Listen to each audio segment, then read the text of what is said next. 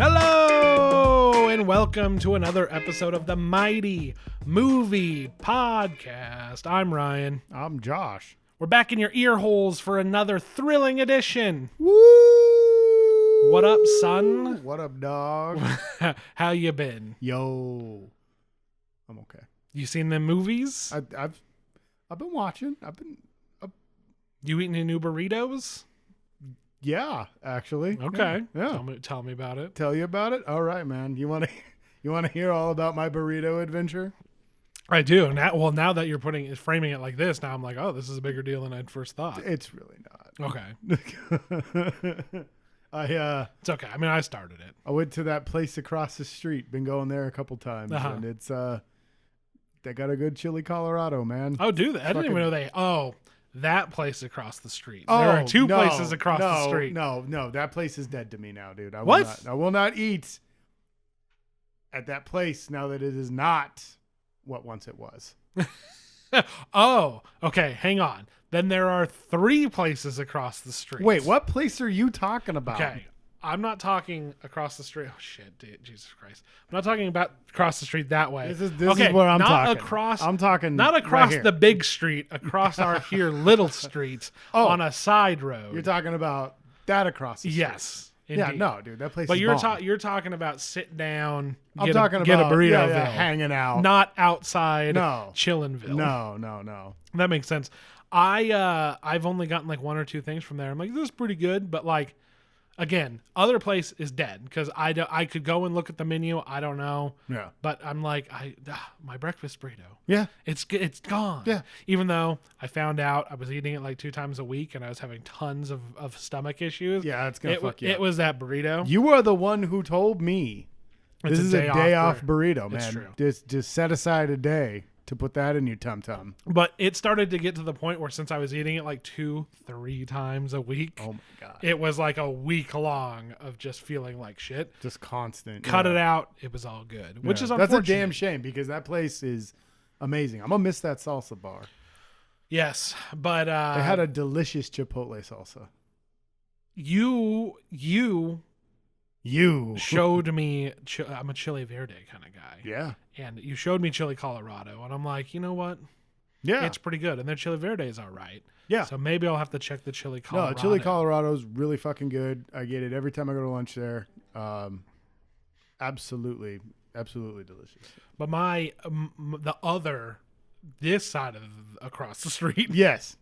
That place, I don't think they make anything bad. I don't either, dude. I need to try more there. I've only had the wet green burrito there, and it's fucking amazing every goddamn time. The red sauce is pretty good too. They're the best. Yes, that also made my stomach hurt a lot though. I don't mess with. I see that I tried it. I didn't get a full burrito. Mine was a couple days old. Oh, dude, come on. And I think I like smothered something in it. It doesn't matter. So, caveat: they've got. I made a huge mistake, but I'm blaming it on them. Yes, they got the best carne asada fries in the game. There was a few players around town, right? Alazones. Yeah, but them over there, no. They've got the best in town. That's what I'm saying to you. Shit, dog. Mm-hmm.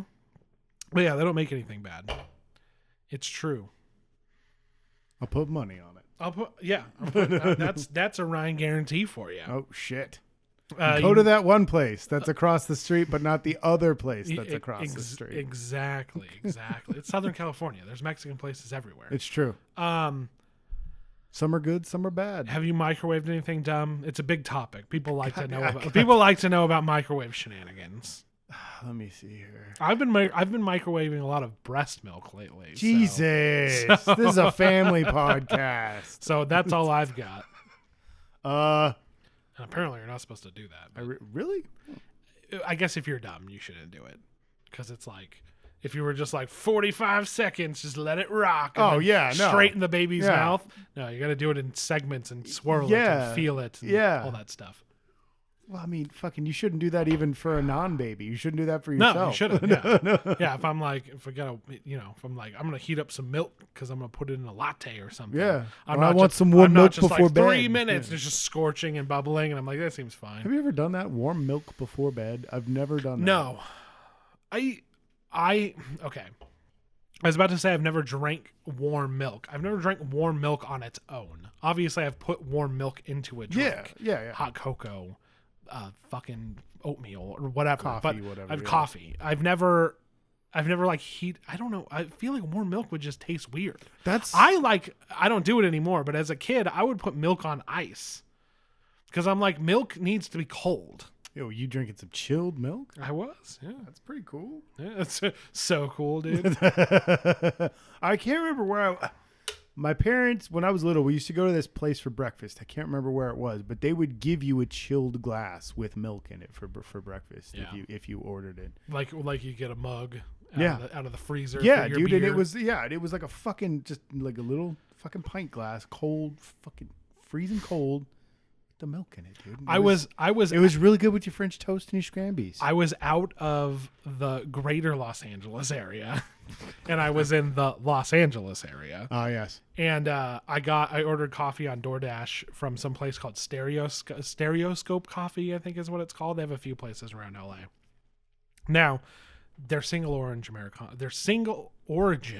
Americana that I got was fucking amazing. But the main popular drink on their shit was strawberry milk. And I love strawberry milk. I'll drink a fucking strawberry Nesquik all day. Strawberry shake, whatever. I like strawberry stuff. It was $6. So I didn't want to pull the trigger on getting a $6 strawberry milk from someplace, but you regretted it ever since. I was like, they were like, it's our homemade fucking strawberry syrup. It's the bee's knees. And I'm like, I've been thinking about that fucking strawberry milk for like fucking 2 weeks since then. So that's where I'm at with milk. I'm like cold and with syrup in it. No. That's what I like. I reheated some mac and cheese. Okay. Did you add water to it? That's the secret. Yes.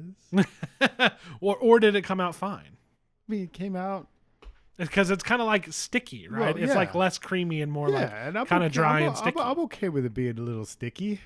Okay. If you know what I mean. Yeah. Tell your friends. I mean, it is okay. But you prefer frozen mac and cheese over making like a boxed. Oh, dude, I've been making box. Or deluxe. I've been making the deluxe for weeks now, dude. Because but you used to prefer the microwave. Oh, don't get me wrong. I do love me a Stouffer's mac and cheese. That shit's bomb as hell. What my favorite trick to do is I will microwave it. Okay. We'll add a little bit of mustard, a little bit of Tabasco to it. We talked about this. Mustard and fucking mac and cheese is amazing. It's dude. You know, I've been. It mocked. was by accident, but it was amazing. Same thing. I did it on accident one time, and then I think I got a little bit on my fork or something like that, and I son of a bitch squeeze it in. But no, so good. What's also really good, and everyone gives me shit for it, but no one has ever tried it. And they all bust my balls over it. Mustard on a meatball sandwich. It's actually really fucking good. Okay.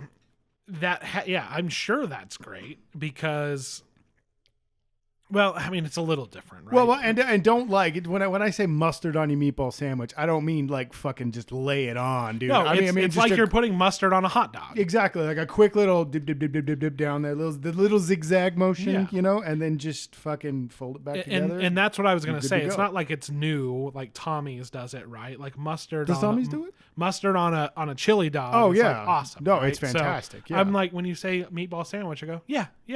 There are people. It's the same principle. Yeah, I was gonna say there are people who make meatball sandwiches and just put sandwich stuff on it. They're like, yeah, lettuce and fucking tomato and mustard. So that makes sense. I wouldn't do any of that, but yeah. I'm not gonna put lettuce on a meatball. But mustard, sure. Yeah. I wouldn't put lettuce on the meatballs. Actually, any kind of vegetable. Well, maybe some jalapenos. Onions, peppers, or whatever. Peppers, onions. Like, yeah, sure. But I would not lettuce, dude. Oh, that's just gonna wreck the lettuce. That's gonna be Yeah. gross. Oh yeah. That's like how they deep fry the lettuce at Jack in the Box. They don't do that. Yeah, how many do. times do I have to say this to people? Yeah, they do. They take the Look how mad he frozen. gets. They take the frozen stupid kangaroo meat taco out. They deep fry it. Then they literally have a little station where they hold the tacos. They open them and then they put in the fucking lettuce and the sauce. And then they drop them in the oil. But the cheese is fucking in there. No, they do it after. The cheese is in there. That cheese is deep fried. Oh yeah.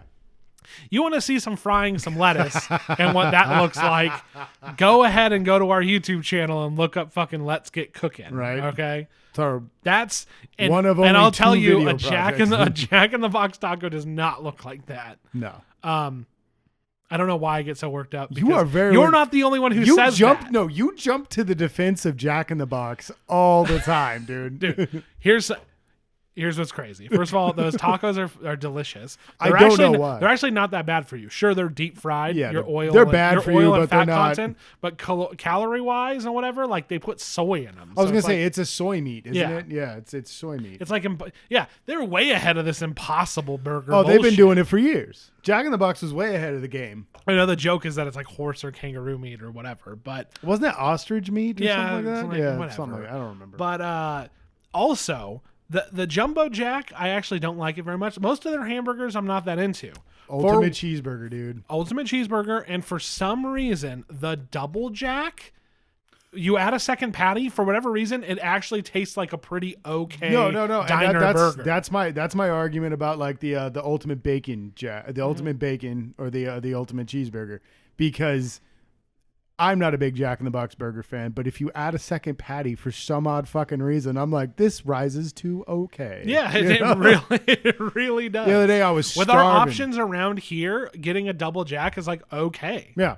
You know, Yeah. I would love to go to a Habit or a fucking In-N-Out or whatever. Dude, I start at 6 on certain days at my job, and every time I'm passing that In-N-Out, and they open at like 10:30, and I'm like, and then I see that at 10:30 the line's already into the because fucking people street. get there earlier and they usually start helping people earlier. Oh yeah. No, and I'm not fucking doing that. And then the Habit, I don't go anywhere near it. I had that the other day, and it was 11, incredible. And it was incredible. I went to Barnes and Noble for no good reason, and then I fucking the last time I had over there. the Habit, I was in fucking Arizona. So it's been a minute. Yeah. I'm gonna tell you this much: it's still good. It was on the way to go see Spider-Man: No Way Home. So it's been that long. Yeah. The viewers will know.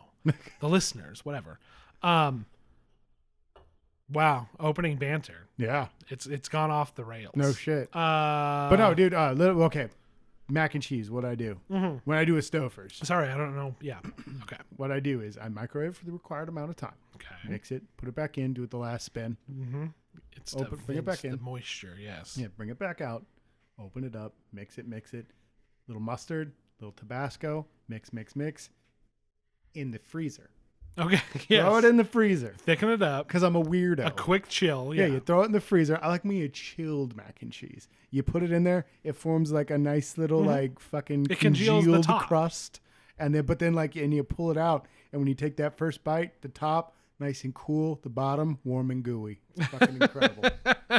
Fucking incredible. I am a culinary master. Yeah, right. Yeah, I was going to say. Ask me what I can do with a Red Baron. I was going to say, this is reminding me a lot of, and nobody will remember this. The only reason I even know the name of this show is because I remembered fucking, God damn it, from Parks and Recreation. He loves fucking breakfast. Oh, Ron Swanson. Yeah, Nick Offerman. The only reason is out of nowhere, I remembered Nick Offerman was on the show. It's a Comedy Central show called American Garage, I believe was the name of it. They that was one of those late night ones. There was an episode where they hired a prostitute or something to they were going to share her as their wife. They were going to clean her up. It was fucking Pretty Woman. It was Pretty Woman. But it was just nefarious. It was gross and nefarious, right? It was like a Always Sunny sort of setup, right? Yeah. And they were making her food, and she's just it's frozen in the middle, and he's like, you take the outside bits that are boiling hot lava, and you mix it with the frozen part in the middle, and then it's perfect to eat. And it was like they were so good at like cleaning her up that she got her life together and didn't want to deal with their nonsense anymore. But I always remember the instructions of like, you gotta, and that's why they have you take it out, mix it, and put it back in. Yeah. Yes, you are that level of culinary genius. And this is how I live my life. Right? When I was a child, or a tween, let's say, people still say tween, right? Anyway, I was like 12, 13 years old, right? Whatever. I would get home from school and I'm like, I got to watch Attack of the Show or whatever. Comes on at 4. Yeah. I'm disgusting. And I haven't tried one in a long time, but the ham and cheese hot pocket. Oh, really? The ham and cheese, not the meatball, not the pepperoni, the ham and cheese with that fake gross yellow cheese whiz. And it's not even ham cubes, it's like ham slices. Yeah, it's like cold that. cuts. It's like those shitty ham slices that you used to get in the cafeteria. The really wet ones that come in the big block. Yeah, the fucking store. What are they? The bar tea. Yes. Yeah. God. Those were my favorite. I'd put those in the microwave, and the same problem. You have that gooey cheese. Yeah. So I'd put those in the freezer. For a little while, and then you want to know the worst part that's coming up? I'd put ketchup on them. Oh my! Oh God! I'm never coming over for dinner again. I mean, I'm not serving that now. Like I said, I haven't had one of those since then. I swear to God, I've had Hot Pockets, but I'm never getting the ham and cheese. I swear to God, I come down to your place one time, and you offer me a plate with a Hot Pocket with that you've plated all fancy, and it's got like a spill of ketchup over it. I'm gonna slap you in the face. Like, I've plated this up nice for you. Yeah. It's got a sprig of mint. I just don't know if it's because like we had a Costco membership and they were selling them on this stuff, or why we had so much like weird frozen food. The microwavable cheesesteaks. I don't know if you remember those. Obviously the chicken bakes that you would get from that, you could buy those frozen. Those are fine, but there was like a certain brand of microwavable cheesesteaks. The thing about microwavable bread, in the middle it's wet and soggy, and the ends are hard. Wait. Microwavable bread? Yes, stuff that comes with a bun. Oh, you know what I mean? Yeah. No. I thought we were still talking about things you could get at Costco. No, I was like, dude, you're living wrong. Yes, I'm talking about the cheesesteak, which obviously you have to microwave the bread. I guess the frozen food people, there's some YouTubers I watch that still try some of this shit. They've gotten wise. They have you take the bread off, microwave the innards, and put the bread in the toaster. That's very involved. But anyway.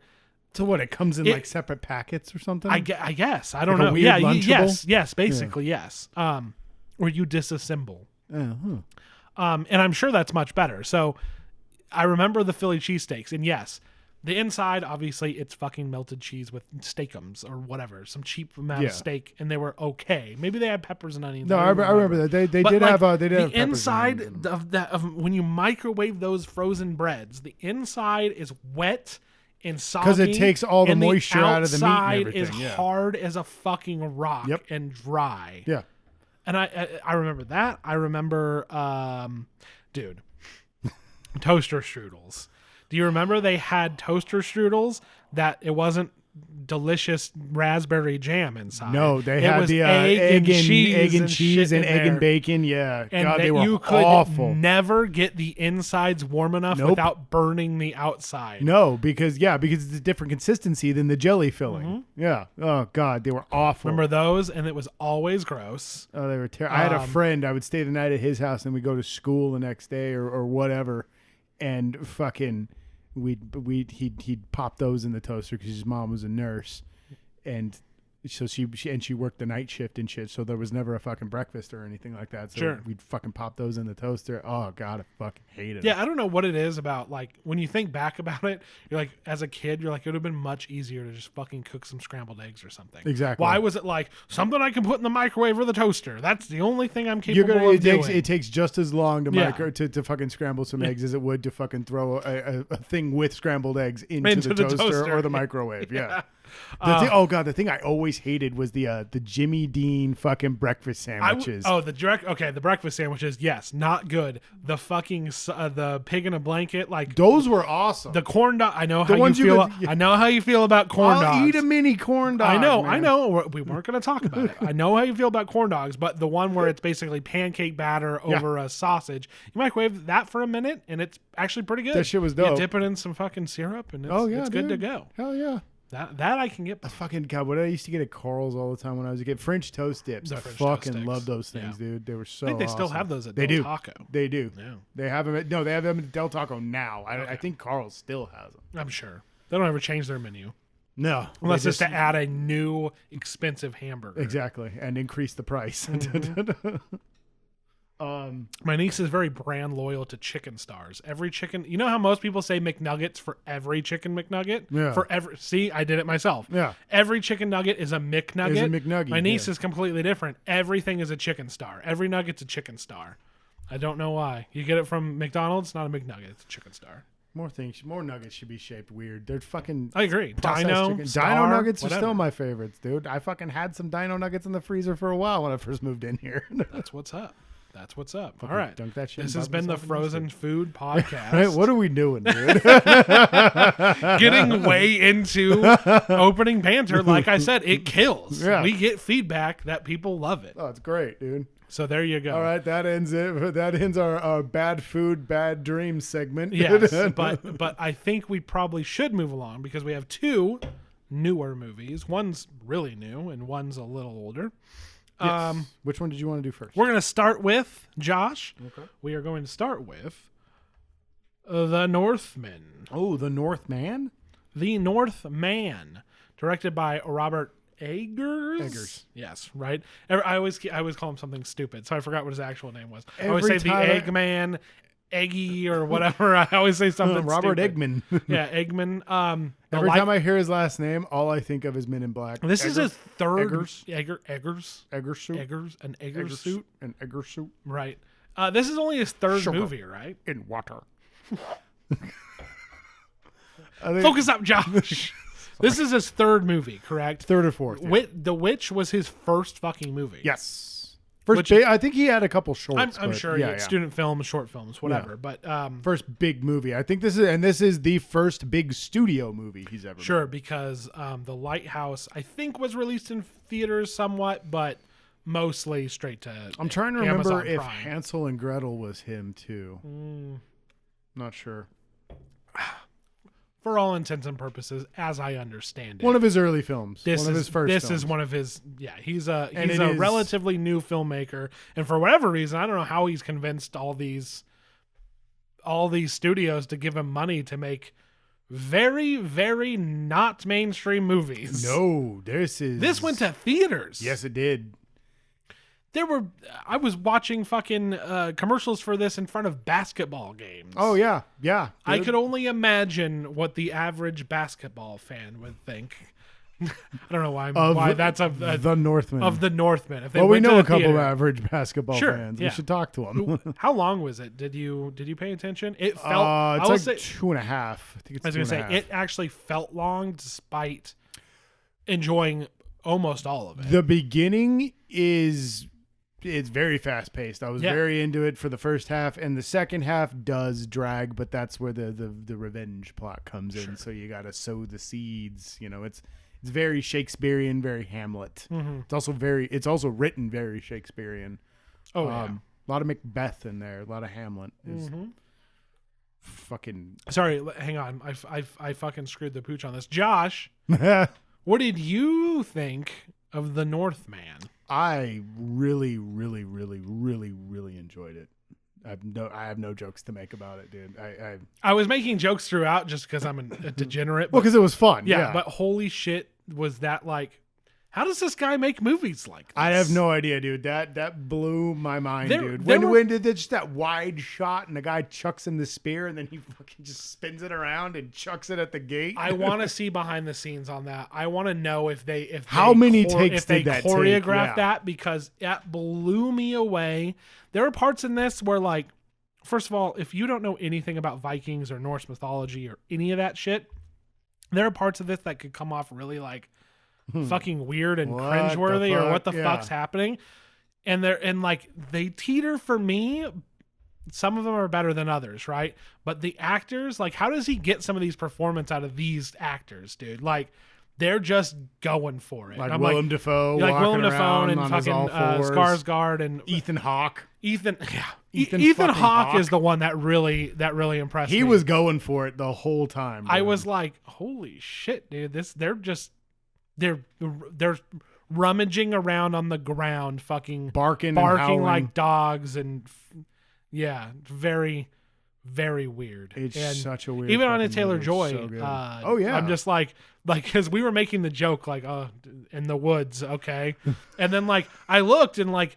You know, they did a very good job of trying to conceal stuff and whatever, but I'm like, she's fucking dirty. Like she's got like that wasn't planned. No, she just that's leaned not over on and it, she's got a twig in her ass. Yeah. Like, yeah, that wasn't in a set or anything. They're legit in the woods, just buck ass nude, and he's rolling just like, around in the fucking thatch. And I mean, he gave her start, right? I think The Witch was her first big movie. So, oh yeah. So I get it, but I'm just kind of like, wow, man, this movie is so cool and just not what you would expect to see at a movie theater, especially now. No, yeah. Where it's like, are you a Marvel movie? It kind of reminds me of like the Revenant a bit, but the Revenant had a little bit more studio feel to it, I think, than this was very because as much as Alfonso avant-garde. Cuarón wants to act like he's some fucking like he's some up and coming Mexican filmmaker, motherfucker, you directed a Harry Potter movie, man. Like, relax.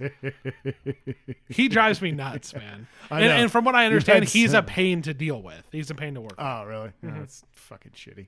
But I enjoyed this a lot more than The Revenant anyway. Oh, yeah. No, this is a very avant-garde. It's very A24 without it being but it's as pretentious as an A24 film. movie. Yeah. It's so it's weird. I mean, we're focusing on like the release and how weird it is to see something like this, but it is truly mind-blowing. But the movie itself, very, very well executed, well shot, looks good. The performances are awesome. Absolutely gorgeous. And it is one of the best looking movies I've seen in a long time. I think I'll agree with you. It's a little poorly paced near the end. It's just it's a small idea. It is. And you could have told the story in a smaller amount of time, but I'm glad they didn't. Because you could have just blown through most of this stuff. But, like, it's so theatrical. And I mean that, like, as in a stage play manner. There's acts, and it's, like, this is operatic, dude. There we go, operatic. It's a modern way of making a movie that they don't make anymore. Like, this is like Ten Commandments, Ben-Hur. I was gonna say that, yeah. Cleopatra, this is a very old school movie done in a much more modern way, and it is picturesque. It's well acted.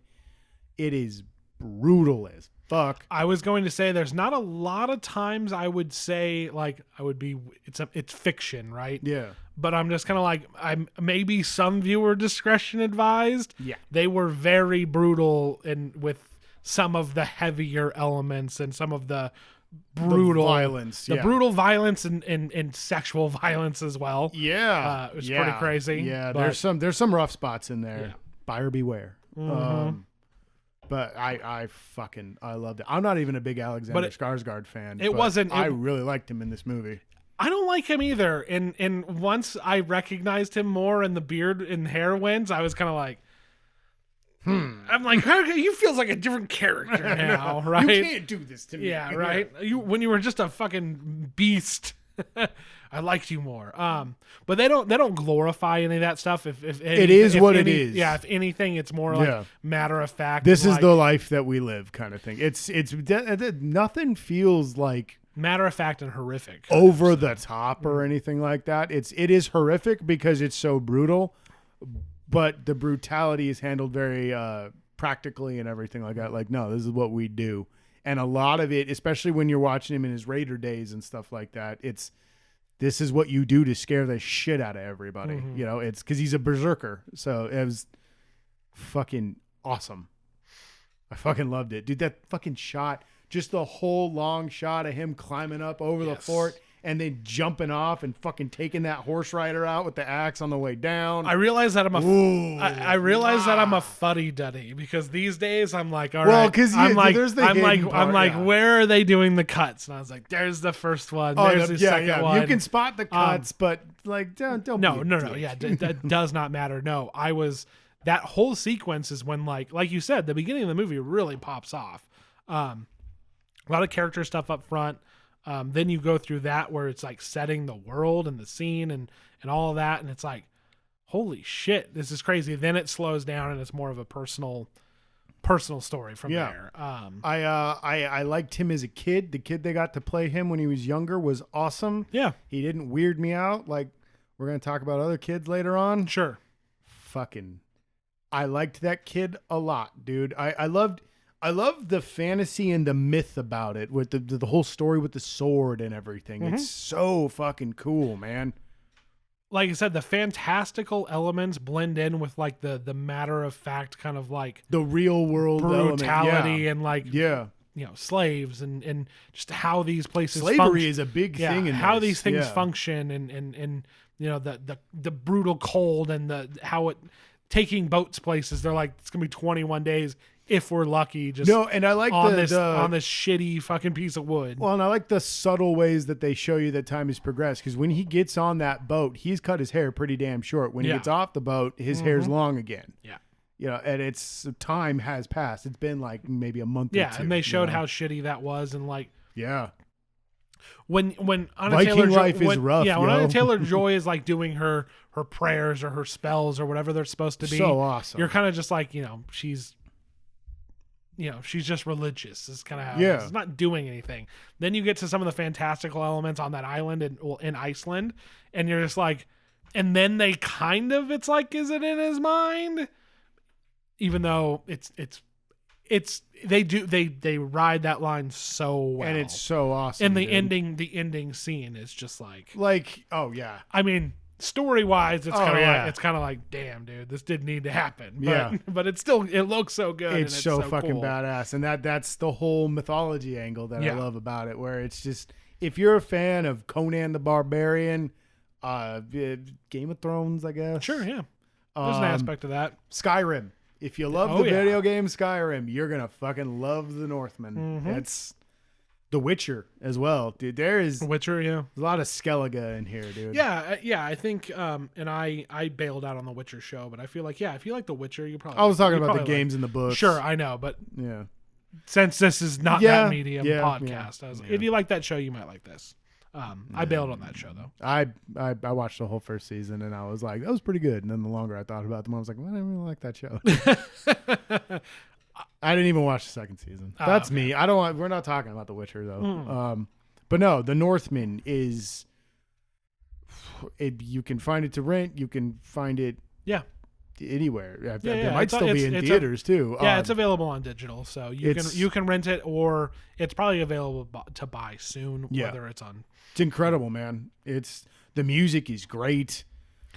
Nicole Kidman is awesome. Yeah, she's barely in anything nobody's anymore, accents, and I'm so glad she's there. True. Nobody's accents were off-putting either. Well, and what I like too was that the people that have British accents is because they're British. They keep talking about the Christians and everything in there, and it's like, because we're probably in the air. They bring up Harold, King Harold.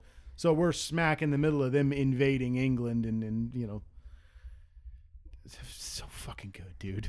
It's I'd like to say it's one of the mighty movie pod fucking picks of long, boring, awesome movie, but I don't think it was that boring. It really wasn't. Like I said, second half kind of drags, but it's necessary. You just gotta go with it. It's gonna pay off. But it's got the really feel of a long, boring. A long, boring, exactly. mighty movie pod special. We do love us a long, boring. We do. We don't hide it. Man, that movie was cool as fuck. It was. Yeah, I had a feeling it was going to be good, and then I was not prepared for how good it actually was. I wasn't either. Yeah, and I should have known. I didn't care for The Lighthouse too much. I have never actually seen it yet. Yeah, I didn't care for it And that's right up my alley. I think I had watched it not too long after I watched Ghost Story. So it's another 4x3 fucking real long personal like mind fuck movie. Yeah. Same kind of deal. I like a Ghost Story a lot better. What are your thoughts on the 5-minute pie scene? Okay. I will tell you my thoughts on the 5-minute pie scene. When it's I knew about it going in, right? But I didn't know exactly what. I had heard murmurings. When it started, I was like, okay, all right.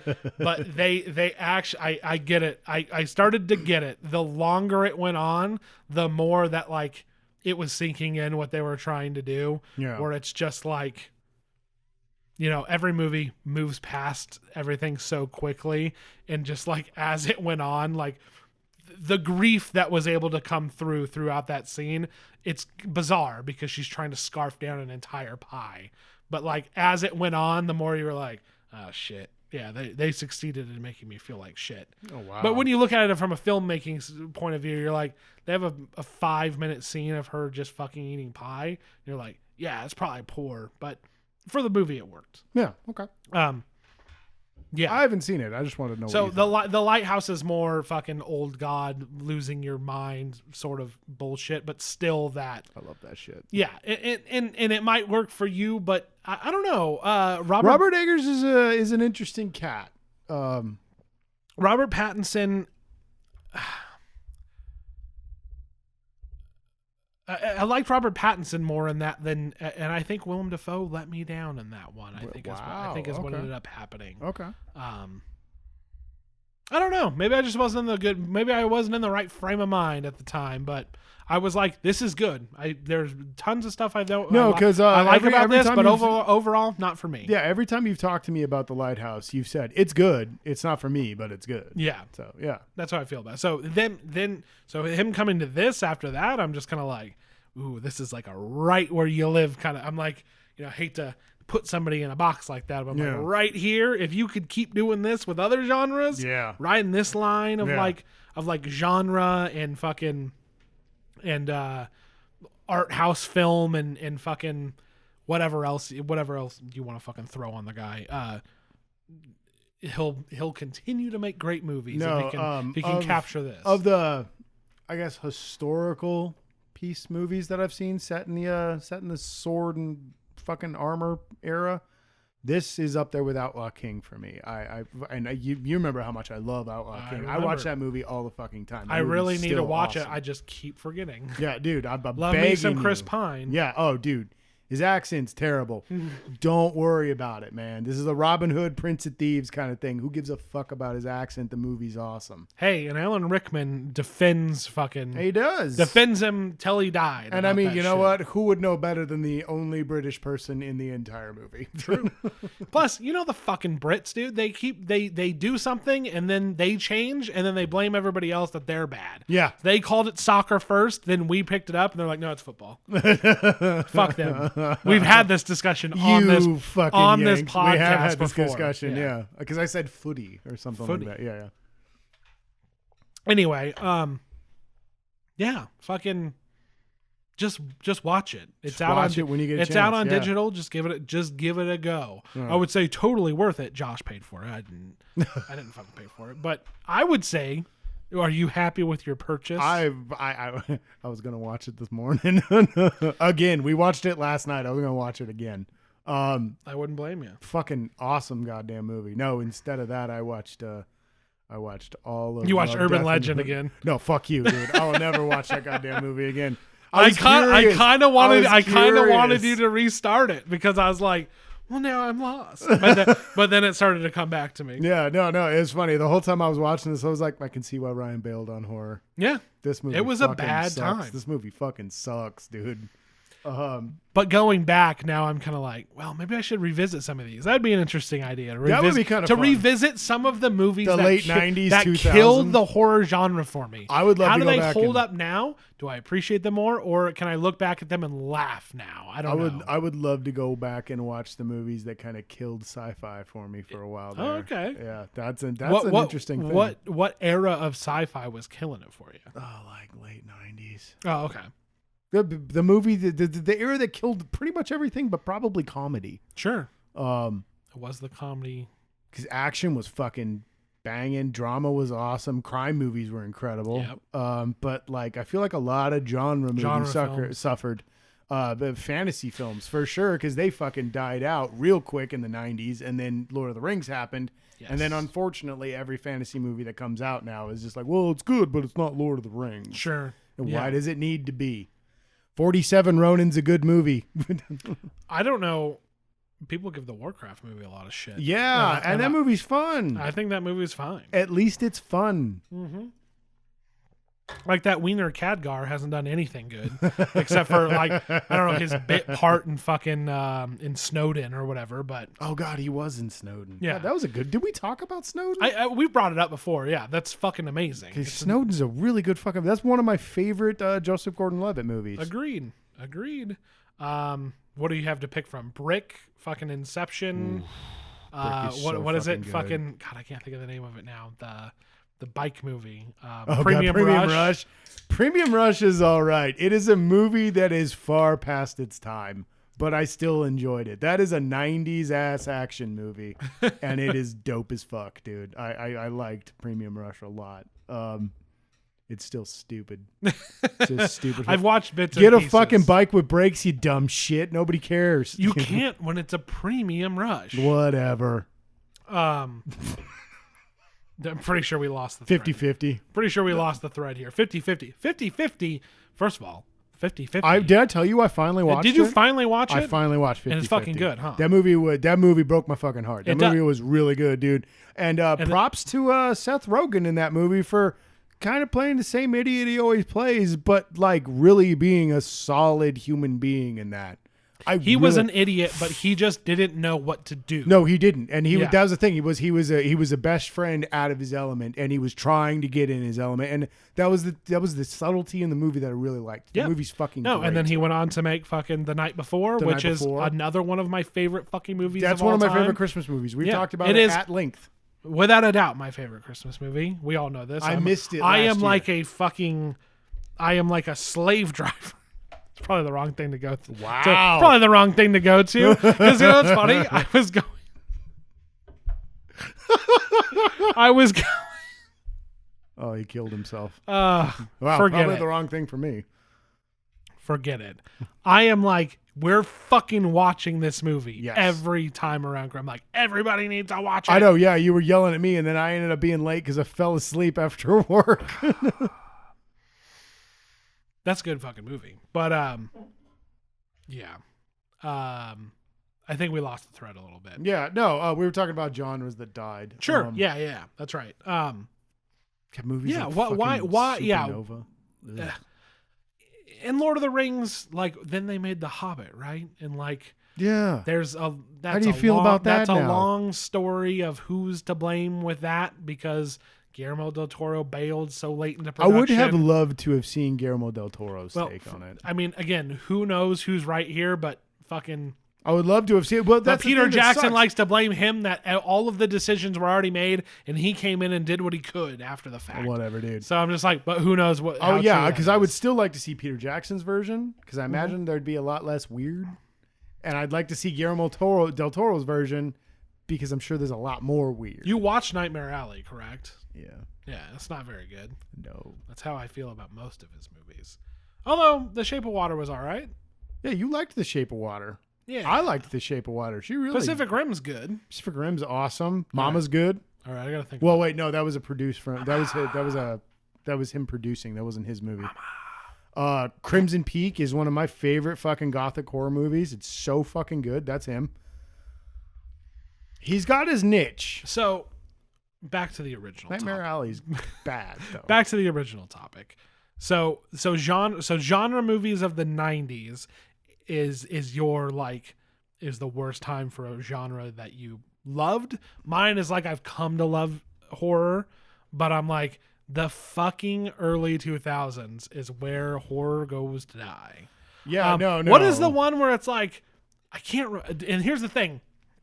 We'll have to go over all of these movies because I can never remember the names of any of them because I feel like they were all the same. First of all, I remember Boogeyman, right? I get pulled into the fucking closet or whatever.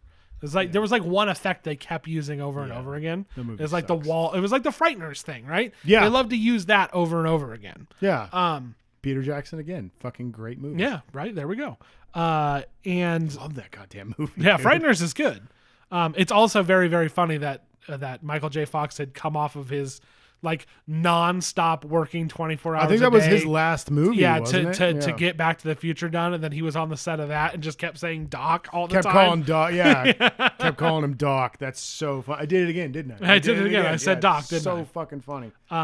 Seriously, horror comedy for me, you can't get better than Frighteners and Ghostbusters. Of course. Yeah. I don't know if there'd be a lot of people. I mean, I like me a scary movie. I do. I know. I actually think Scary Movie 4 is underrated.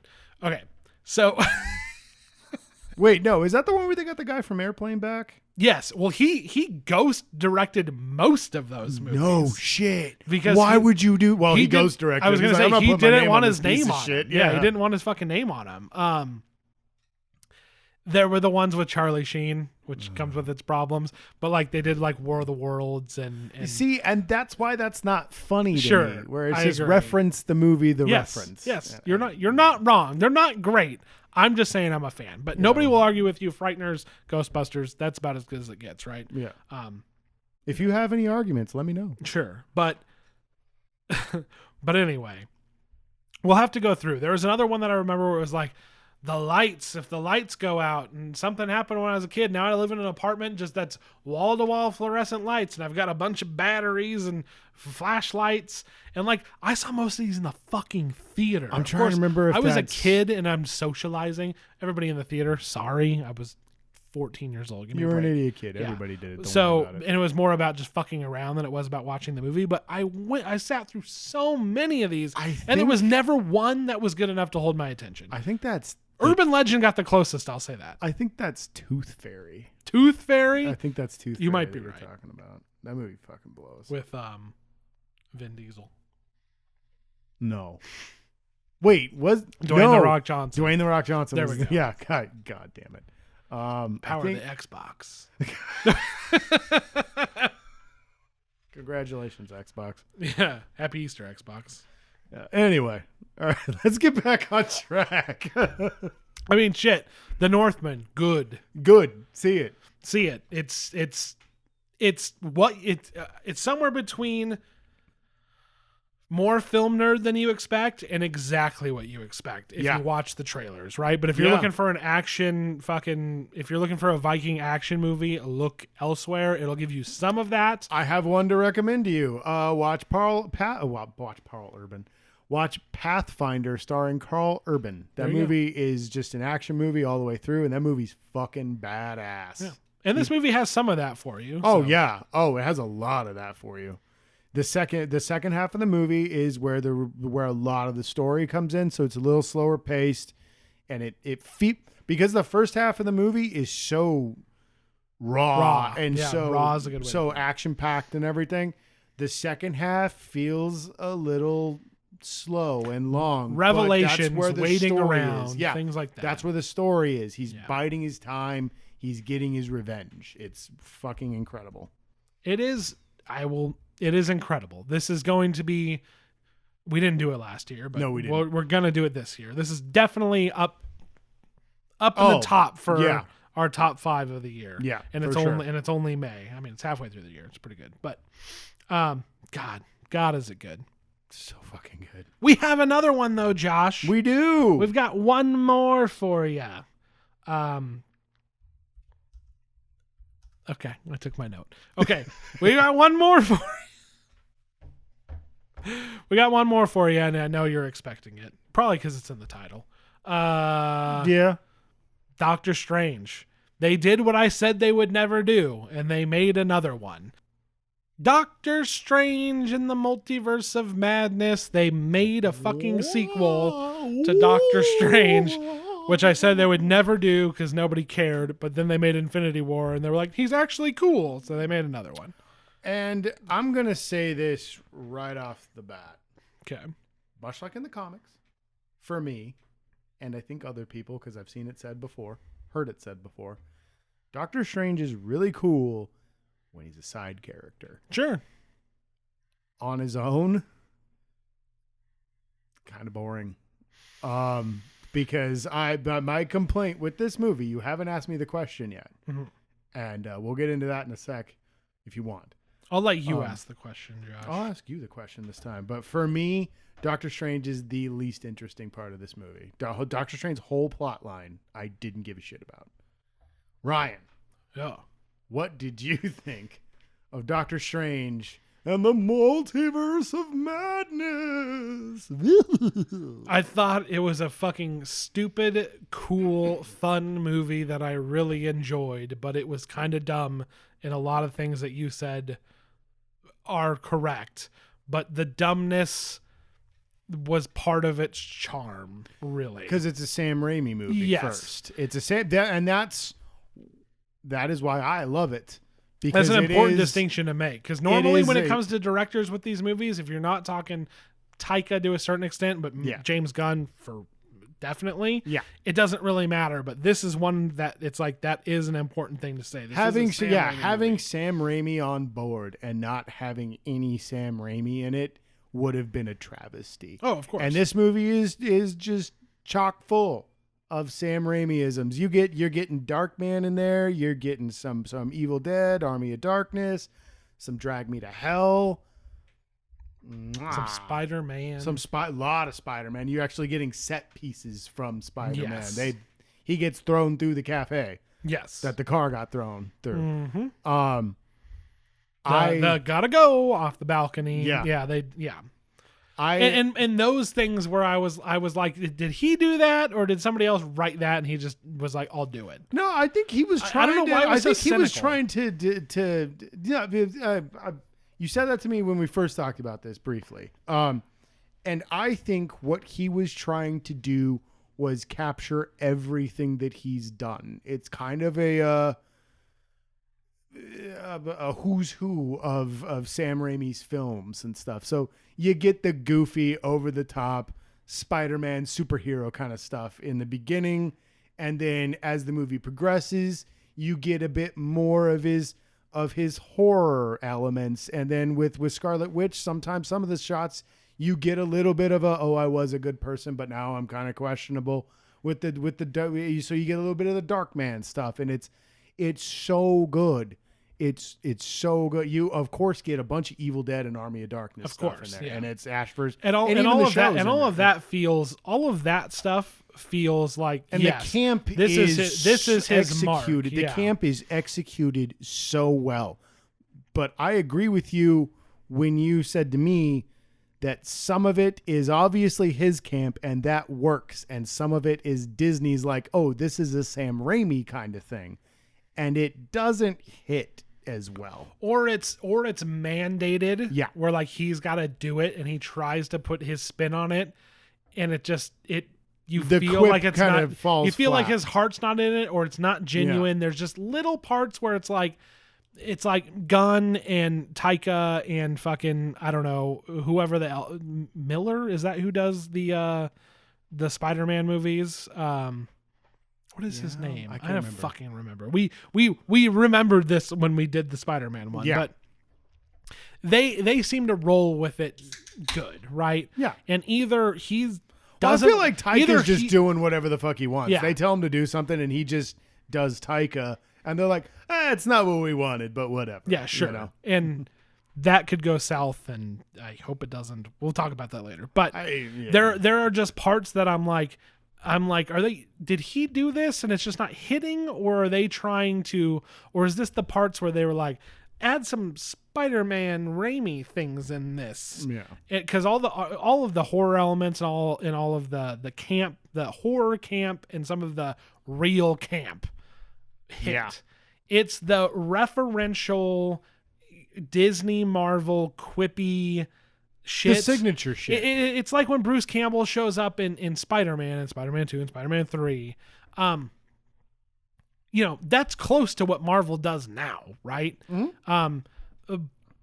But in this one, it just felt like, I don't know. I think it's just me being cynical. Honestly, there are just some things that didn't work for me. Because I'm with you on that. I love the movie. I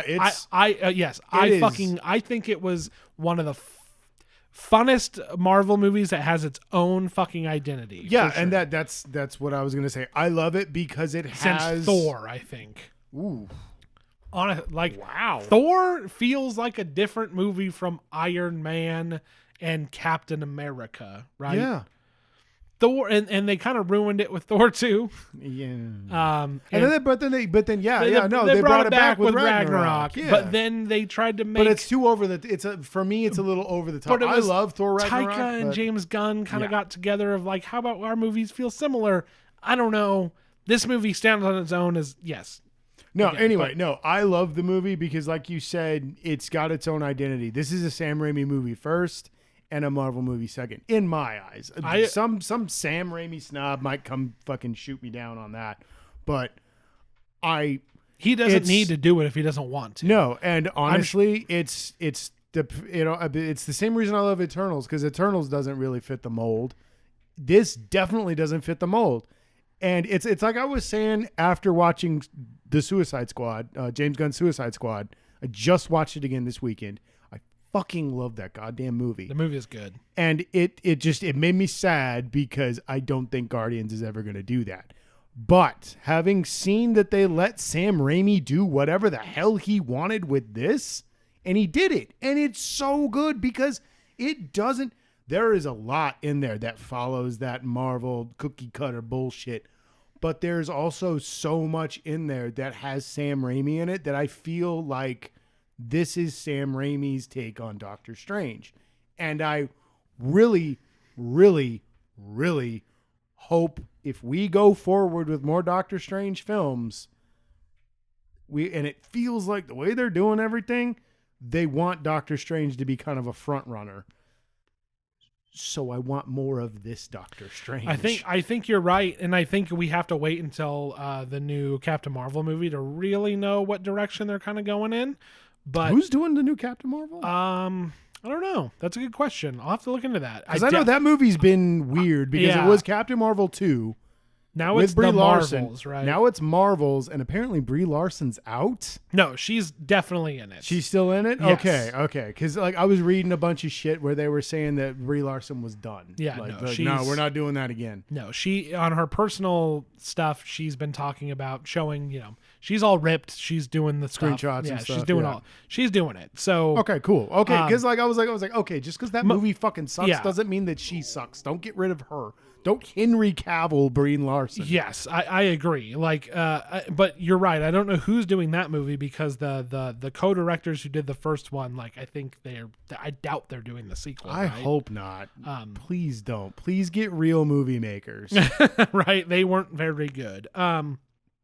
Okay. Yes, man. But that will show us what direction they're going in, right? Because that ties in more of the SHIELD element. Yeah. And that's what I'm wondering. If they're going, and they would be smart to do this, instead of having it all be one thing, they should have on Earth stuff and galactic space nonsense. Stuff. Yeah. Oh yeah. Go to space and make Captain and Doctor Marvel. Strange should fucking live somewhere in the middle. Oh yeah. As a good back and forth of that. I agree. Sam Raimi should probably hold the key to how campy do we make this. Dude, just have fun with it because this movie was so good. It's so awesome. Not to mention, I guess we have to wait until, spoiler alert, probably from the beginning, fucking whatever. What they're doing with Fantastic Four and shit like that. So, are the X-Men going to happen? Dude, I was going to say, I find it funny that on the utopian New York is the planet that the X-Men exist. Because I was just like, really? Really? The world where everything's cool? Yeah. The X-Men are there? X-Men, not yeah. Right. Whatever. Not the place where they're like, fuck you, Spider-Man. We believe Mysterio. And that's one thing that's bothering me. The multiverse as according to the MCU. Especially now that they named them. And yes, they're saying the MCU is now comic. No, 616. Oh no, that's gonna piss off some super hardcore nerds. But for me, it's just the look of the different universes. Whereas in the comics, you've got Marvel 1602, where Marvel and 1602 it's set in the year 1602. Got it. So you've got all the Marvel heroes, but they're set in the year 1602. So like Nick Fury is just like a master spy for the King of England and stuff, and Peter Parker is his little protege, and Captain America is like a fucking Native American. Yeah, right. Yeah, okay. And shit like that's dope, dude. That's a multiverse, Yes. Or 2099, where it's all the Marvel exists, but it's in the future, and it's sure. Spider-Man Noir and everything. And in this one, it's just like, it's just the same stuff. Yes. But This was my main. This time, New York is a grotto. Yes, this was my main gripe, and it's not that I don't think that stuff doesn't exist. And again, that's a dumb thing to say, but they could have showed us that if it did, right? Yeah. Into the Spider-Verse didn't shy from it. No. My biggest gripe is like it's very convenient that they happen to wind up in a place that also has a Strange who's trying to look into the multiverse. People are scared of the multiverse and they have superheroes, right? Yeah. Like even in No Way Home, as dumb as this extra scene was, you had Venom being like, fucking what goes on here? Like that shit's crazy. Yeah. That sounds nuts. But they end up every time they end up in another New York where they're just like, yeah, superheroes for sure, man. Thanos, right? Yeah. Like Thanos, and it's like, ugh. But again, Sam Raimi brings enough to it. Yep. When you say the cock, we'll go into it. I don't care. The cockiness of the Illuminati when he's the just arrogance, like the arrogance, the hubris, the fucking the legend, the Scarlet Witch who will destroy the multiverse is after me, and they're like, oh, don't worry about that. We have a girl with a shield. Yeah, she got a jetpack and fucking old stretchy arms over here, man. Relax. Yeah, we got Baldy in the. We're more worried about you, you piece of shit. We knew a guy like you, and he sucked. Yeah, and it's like, okay, and that went terribly for them. Oh yeah, and that was amazing to see. Okay, yeah, and we're gonna touch on some of that in a minute here. Okay. Fucking. But I want to focus on Elizabeth Olsen as the Scarlet Witch now, dude. I guess we should do that. She's the bad guy. She's the bad guy. Spoilers for no one. Watching WandaVision is sort of important before watching this. It is. They recap, but like it's I've seen a lot of critiques claim that it is necessary to watch WandaVision. It's not, but it is a nice helping hand to have. It explains a lot of why I would say so if you up. can do it. It's a quick watch. First of all, that show and that show's incredible, really good. Yeah, so. We talked about it on the podcast.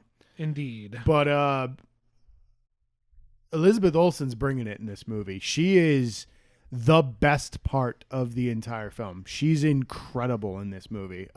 So good. She's really fucking good.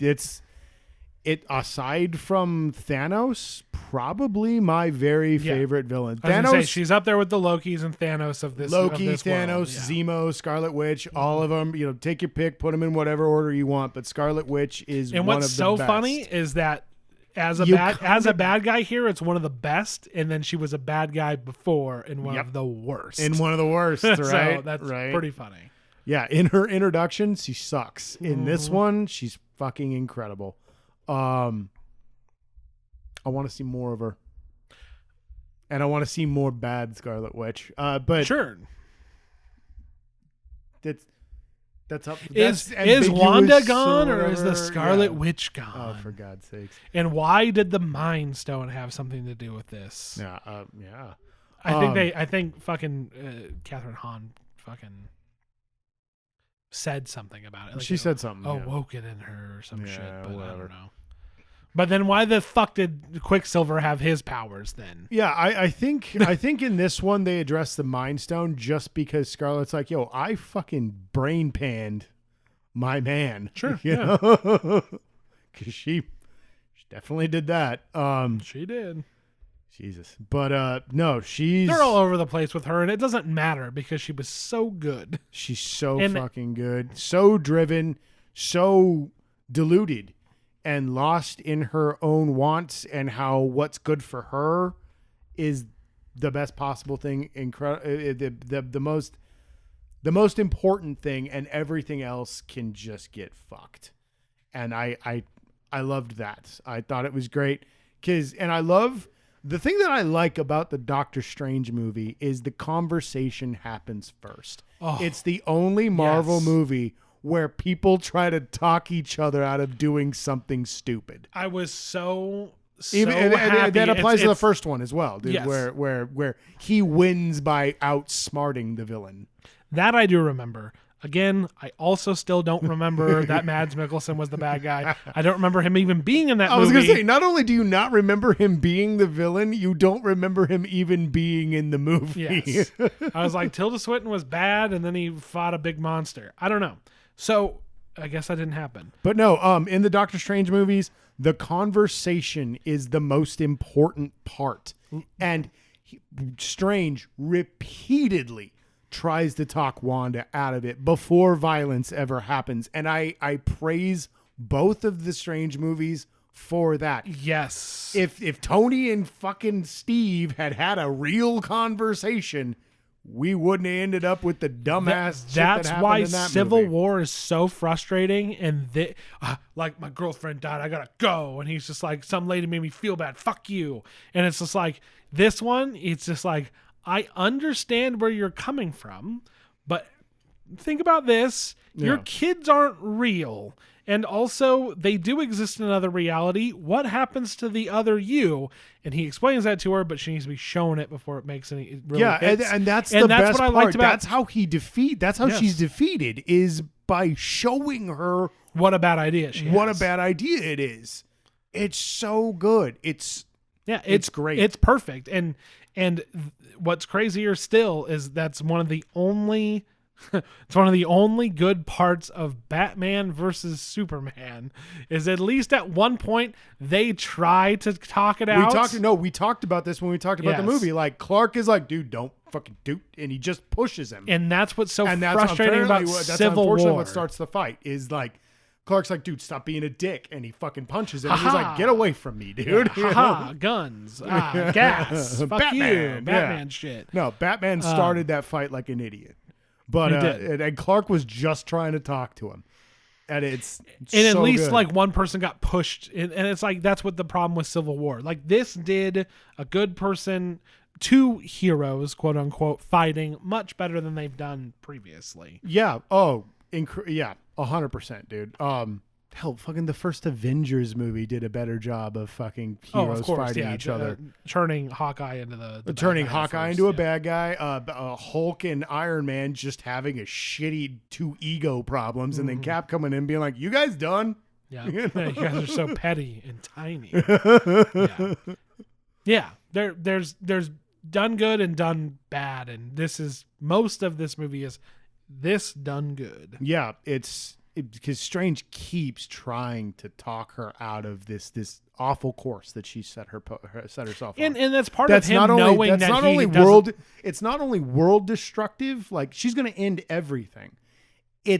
He doesn't want to watch this woman that he has a bond with destroy herself. And they even try to reason like, okay, well, your initial goal, we can just make that happen for you. Yeah, we can easily take control of everything? And she's like, well, because what if that one goes bad? Yeah. Then I do this, then I can do that. And it's just like, oh, so you want to control everything, and you think you're justified. So you're out of your fucking They were mind. even willing to reason with her and let her fucking do her dumb thing if she didn't go too far. And she's like, well, I have a good reason to go too far as well. Yeah. And part of that is like, I love that it's like, this is how we win, but it's also like, well, this is really our only option because we're outgunned here. Yeah. And it teeters back and forth on it's that. great because she literally has a justification for everything that she's doing, you know, and that's a good villain where it's just like, no, I know what I'm doing is fucked up.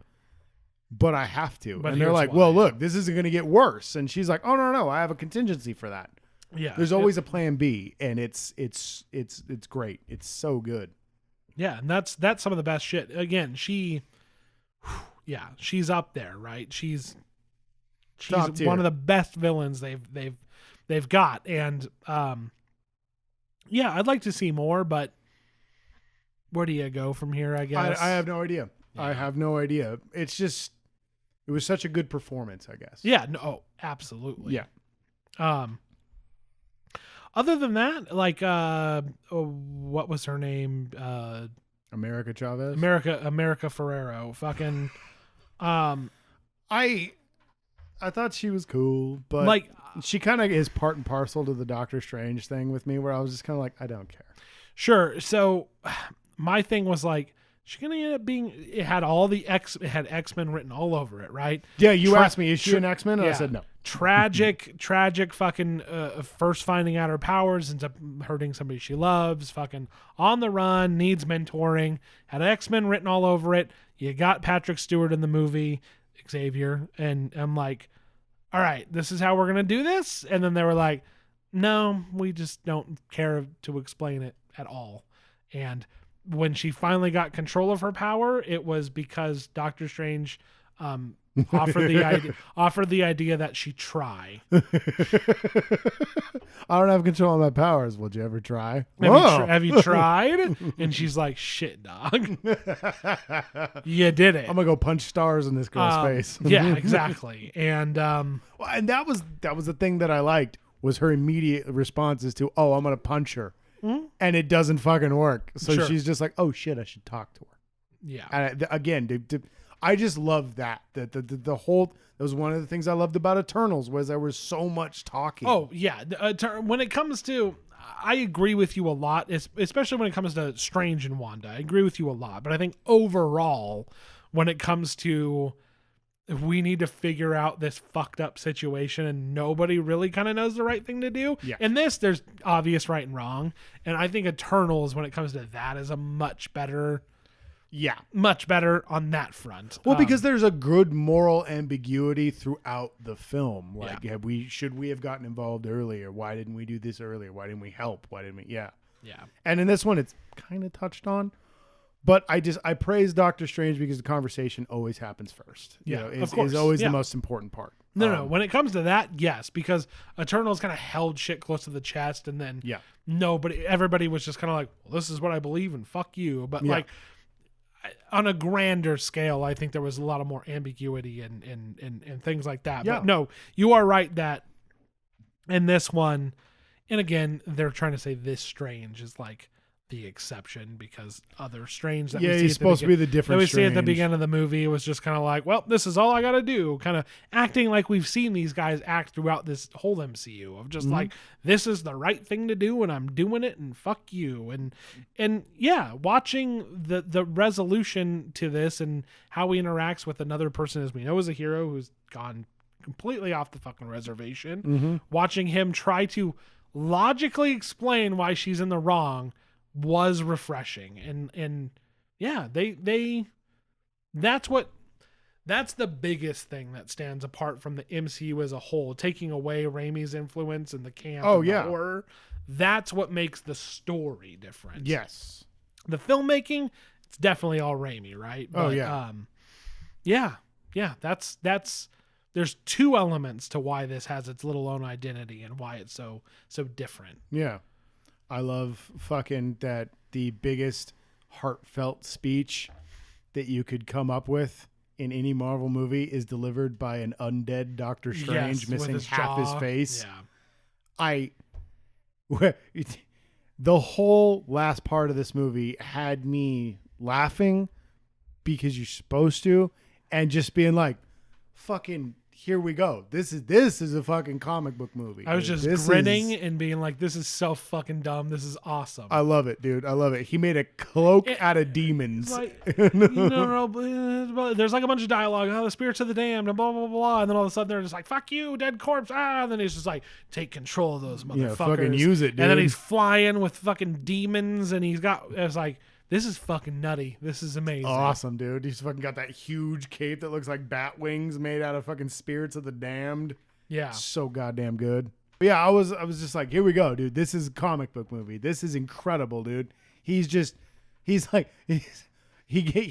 the book, which he's been trying to stop people from using the entire time, and is just like, no, I got to do this. By the way, you need to stay here because they're going to come after me. And she's like, what? And he's like, oh yeah, the spirits of the dead, they're going to get real mad about this. Yeah, I was like, this is the first I'm hearing about this? Yeah, I was just like, what? They exist. It's not usually a problem, but this is definitely going to get them riled up. I'm breaking some rules here. Yeah. And then they're kicking his ass or kicking her ass. And then he's just like, nah, man, use that shit. And he turns him into a fucking cape. And he's just flying through the air with this screaming cape of the damned, like bat wings. And he's a goddamn zombie. It's so awesome. It's metal as fuck. So goofy. For one thing. Yeah, so I was going to say the metal aspect, which they bring back later. And fucking, yeah, it's just, and like you said, it's like, oh, you're using the book, and they're just like, you're just like everybody else. And he's like, nuh-uh, I have no other choice. That's what they all say. And he's like, well, you got a better idea? Yeah. Well, and that's the one thing that I like about Strange, where you got the quippiness that's rampant throughout Marvel, but he has a dry, arrogant sarcasm. He is literally better than everyone. And I don't know if it's because he's a British guy and like that's just in their genetics. I wondered if the doctor the other doctor at the beginning who brought up a very good point. You know what's funny? I did not know that was fucking the guy from the Coen Brothers movie. Is was it A Good Man or something like that? It's one of their other ones where he plays like a suburban dad, and it's just it's basically the tale of Job. Got it. But told through a 60s fucking family point of view. That movie. Yeah. I actually haven't watched that one. I know, but I do know what you're talking about. I just wondered if you knew who that was. Is that like a villain origin? He was in the first movie. Was he? He was in the, I don't know who he is as a character. My Doctor Strange knowledge is very limited. I kind of like that they finally touched on, and they've done this in Black Widow and not even Black Widow, but a little bit in Black Widow, but Hawkeye. Hawkeye is where they really did it, where they touched more on it. They were like, hey, oh God, I love when he's like, yeah, my brother died while I was gone. Yeah, and then I came back and had nowhere to live because somebody was living there. And yes, Spider-Man, they made it like goofy, right? Far From Home, it was like a goofy thing. Oh, it was wacky. Oh, that kid's older now and he wants to steal my girlfriend. They did a bit of it in Captain America, Winter Soldier, and then whatever.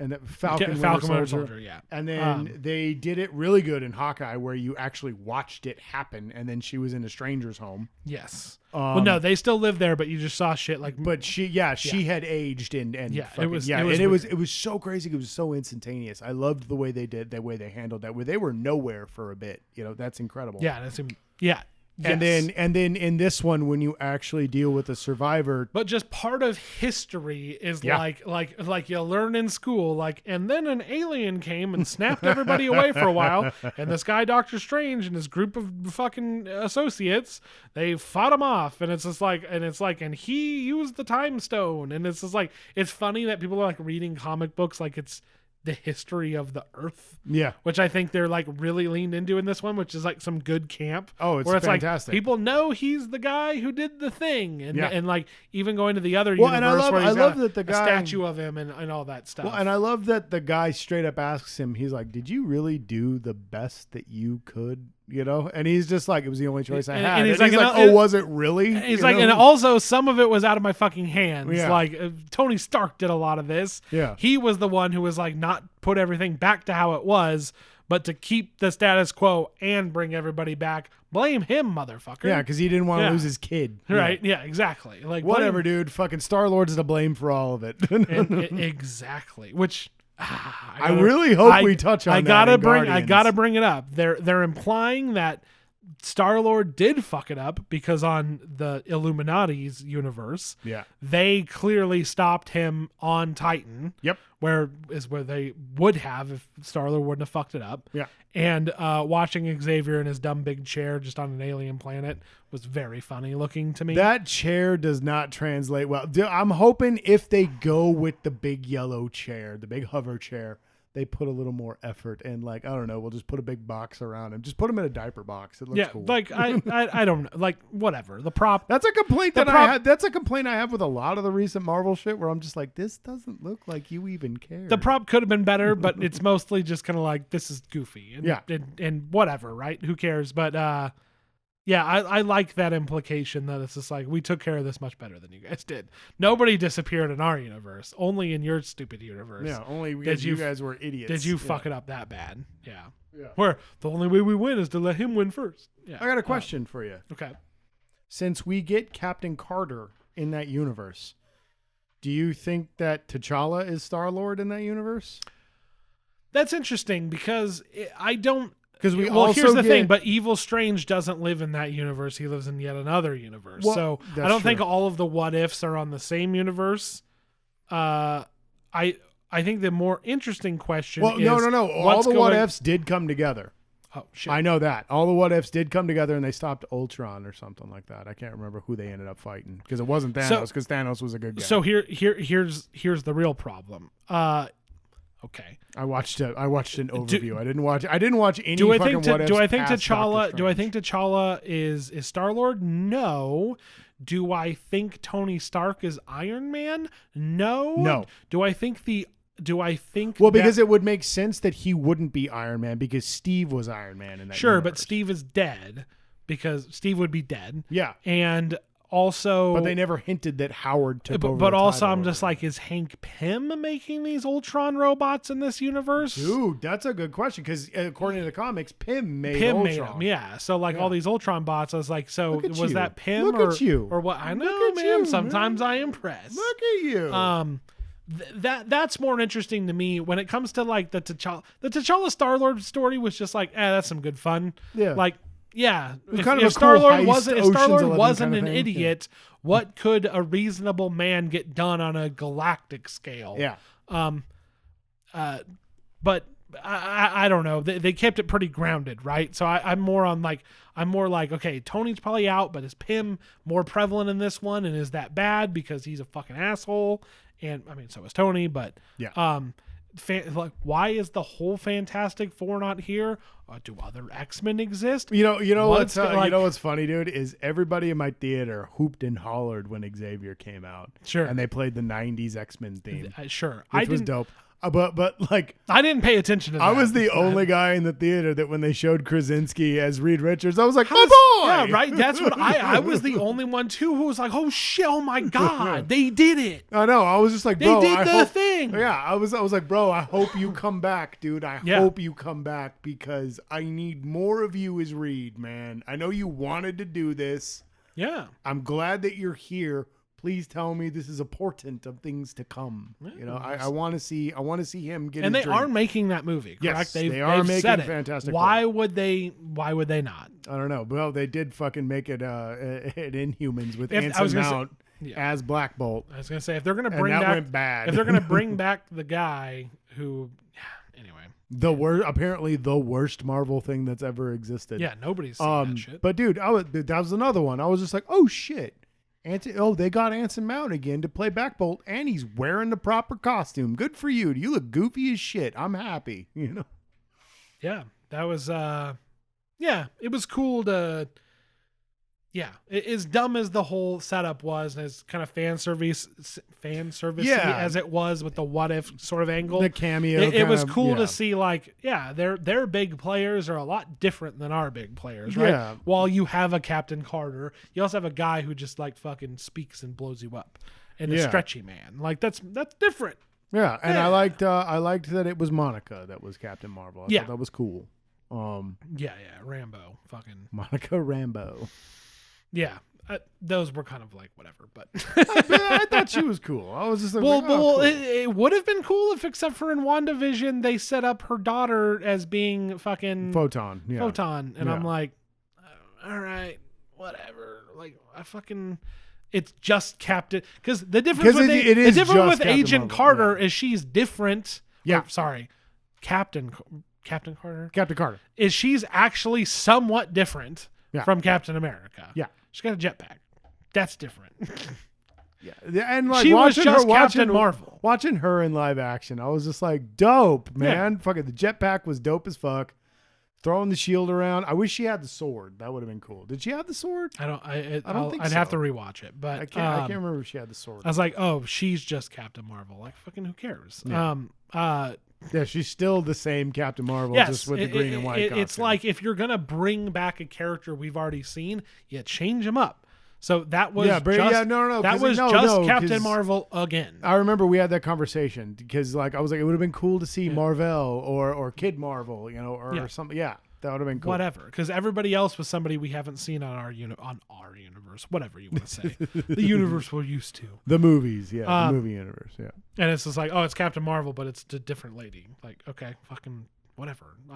Could have brought in somebody else. Lazy. Well, you know what's funny? I would have loved it if, especially because like maybe are we the only fucking assholes who even remember Rambo? Like, I'm just kind of like that. She did nothing in that movie, and if you go back and listen to that review, I actually was giving the filmmakers shit she was leaning on tokenism in that movie. Yeah, it was so. Bad. If this is some lame fucking way to try to make up for that. Again, I'm still mad. I'm just like, I don't like that, what they've done with that character and just bringing her in to be like, what if I was Captain Marvel? What if we put somebody who fucking was interesting in here? I don't know. I get you. Yeah. No, I get you, dude. So I'm being very accusatory right now. Fucking on the Titan scene with Xavier in that stupid fucking chair on Titan. So good. I thought I would have been more excited. I would have hooped and hollered if in that scene on Titan, you got Xavier on the chair and just like right behind him, like standing all military like he would. Yes. Was Cyclops. Why was there not more? Yeah. Like they did it all on their own, but all these people who were part of a team were just like, we come on our own. Yeah. Yeah. Really. Like Xavier, I know you're the most powerful psychic in existence. That's incredible, dude. Where's your boy? Where's Scott? Where's Alex? He might have been able to blast Scarlet Witch with his eye blazers while you were like, we'll get to safety. Please don't break my neck in my dream. That's the other thing that I loved about the Sam Raimi shit, where it's just like she just straight up looks like one of the Evil Dead. It was so good. In her own mind. Well, it's not her own mind. In the mind she invaded, she's just a fucking decrepit just hag. A monster. Yeah, I love it, dude. And then I love the mirror bit. She's coming out of reflections and just grabbing dudes, fucking killing this. So inventive, so good horror. Sam Raimi, dude, doing what Sam Raimi good does. Good horror man. Premise, right? So good, fucking good, dude. How to spin that mirror dimension. I love that they get the kind of Carrie reference with her covered in it's robot goo or whatever. Yeah. I'm pretty sure there was some human stuff that she butchered. But I would love to see that movie from the standpoint of that Wanda. Sure. She's just living her normal life, and then all of a sudden, she's a homicidal maniac. Well, and I was going to say, and not to mention, when did she wake up and go back home, right? Yeah, right, and be like, dude, I did some fucked up things. The cops are going to be coming, Fucking, do you want to talk about her weird fucking kids? Because that was what I was talking about earlier. So I hate her creepy fucking kids, dude. In the show, the fact that they weren't real and they kept jumping from sitcom to sitcom to sitcom, it was like, this is lending to the uneasy feeling you're getting from this whole reality we're witnessing. In this, where again, it's up for interpretation, but it's still the same house. It's being posed that this is a reality where this is real, where the kids actually existed. Yeah. Them being so fucking terrible and weird and creepy, it's like, whether it's their performance or I don't know what it is, very off-putting. You're right. When they make that fucking song about how they want candy or whatever the hell, I was just like, ugh. It's what really made me think. Is this supposed to be adorable? Because I want to murder these kids. It's what really made me think that she's just looking into other universes at Wandas who have also lost their minds. And that's right? exactly what I was thinking. I was like, oh, so in every universe, Wanda loses her fucking I was shit. like, why is she so dead set that this is, especially because Vision's not there? Yeah. Like, there's no indication that this is a real thing. Yeah, you would think that. So maybe they're geniuses for making us feel weird about those kids, or maybe those kids just are awful. I don't know. Yeah, I just hope I never see them again. Sure. Because, like I said earlier, I liked the kid they got for Northman. Mm-hmm. I hate those two kids. They freak me the fuck out, dude. I cannot. I'm just like, ugh. Ugh. Like, we would like some candy and we love you. I'm just like, fucking shoot them. They're demons. And I love that they're shooting. They shot those scenes on the set when it was supposed to be Modern Family. Yeah. And I was like, Modern Family is like like outdated by this point, right? Yeah. Kind of weird. I don't know. Again, I don't know what to think on that. I guess take it as face value. Like in other universes, that shit, those are her real kids, and they just are fucking creepy. I don't know. Yeah, they're just weird. Weird. But she's kids. fucking weird. I don't know. She's real fucking weird. If their dad is Vision, like, fuck, how does that even work? I don't right. Yeah. know, Well, that's the thing is it doesn't. And that was what Strange kept saying. That's why I think that's like an interesting concept for them to consider. Yeah. And, that's why I think we were supposed to just take it at face value. That's why I'd like to see more as like just because I want an explanation as to why does Wanda have kids in other universes. Sure. Well, she's capable of having children, but why were they what she imagined her and Vision's kids being? That she, fucking super weird.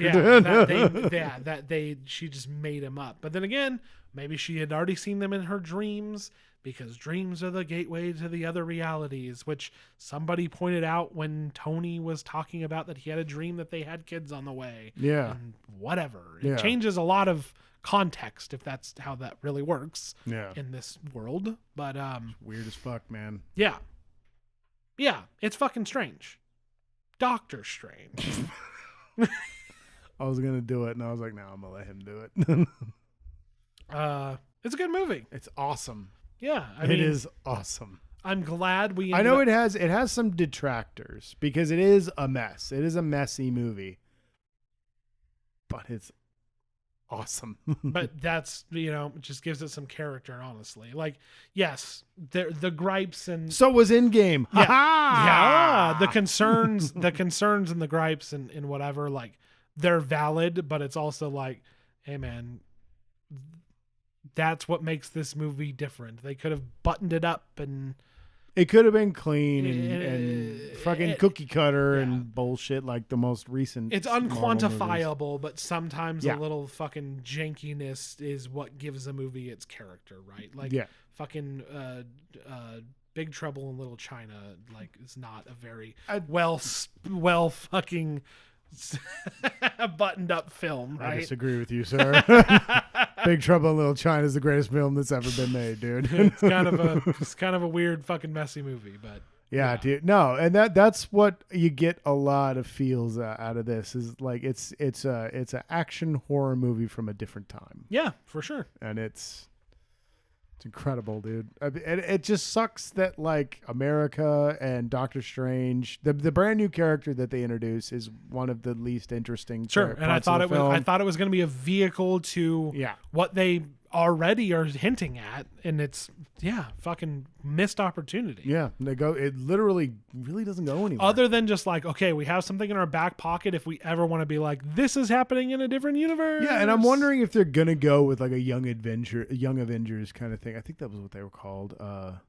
Young Avengers. I can't remember the team name, but her not taking off at the end, like it sort of like leaves the temptation, right, of like, now we just fuck with the multiverse all the time. And it's like, I don't want to see it all the time. And that's I was going to bring that up, where it's just Spider-Man was so heavy about this, and they hinted at it in Infinity War and Endgame, and then this is all about that. And I'm like, okay, so is this going to be your new shtick where it's cameo the nostalgia movies? Doctor Strange and her are the Roger of the MCU now. Yeah. Where they can do any episode they want because Roger can be any character. So if you can go to any universe to pick whoever you want to do a thing, they're like, we can make movies for the rest of time. Yeah, and that kind of unnerves me a bit, where it's like, I don't want to watch your nostalgia fest, and if you're going to try to do that crap, I'm not going down this road. And it doesn't need to be nostalgia. This is a good way to hint that like there's more things in the MCU that just haven't come out yet, right? Yeah. But see, this is all just leading up to the first X-Men movie where Cable comes out, and he's just not Josh Brolin, but he's like, I'm from the future and it sucks, right? But Deadpool is part of this now. Isn't that still up in the air of where the X-Men rest? I have that's what I'm saying. So like, and it's like, at the end of the day, who fucking cares, right? Yeah. But like, this begs the question, like, you guys want to flirt with it? Yeah. What are we doing? See, and that's I didn't care before, but now I feel like I have to, and that's bothering me, because it's like, I don't fucking care. And at the end of the day, who I cares? didn't want them all to be connected in the first place, and now all of a sudden I'm like, well, you're hinting that they are. Well, and if this just implies that like the X-Men only exist somewhere else and the X-Men movies are separate, then it's like, oh, cool. Like, it kind of really doesn't matter. It's not like I want them to be part of the MCU. What is that going to do? I get to see Captain Marvel and fucking Falcon and Wolverine hang out. Yeah, like, right. We're past the point of me caring that like Wolverine might fucking be part of the big way Marvel back when this thing. all first started, I was just like, dude, I wonder how they're going to work the X-Men into all this. Are they going to work the X-Men? No, they don't know. If phase 2 X-Men came in, cool. But right now, I'm like, keep them separate. Who cares? Because right now, what are we working with? Spider-Man, Captain Marvel, and Doctor Strange? Who gives a shit? Yeah, right. Like, the story's been told. Yeah. One thing. Let them have their own story. Sure, maybe. I don't know. I'm torn. It's weird. No, dude, trust me. I'm a huge X-Men fan, and I want to see him part of the Marvel universe. Because I'm like, well, Spider-Man and the X-Men. Well, maybe. But then there's always been that part of me that was a huge X-Men fan and a huge Marvel fan, and being like, the X-Men don't really make much sense here, because like we're all cool with this guy, but then we're not cool with this.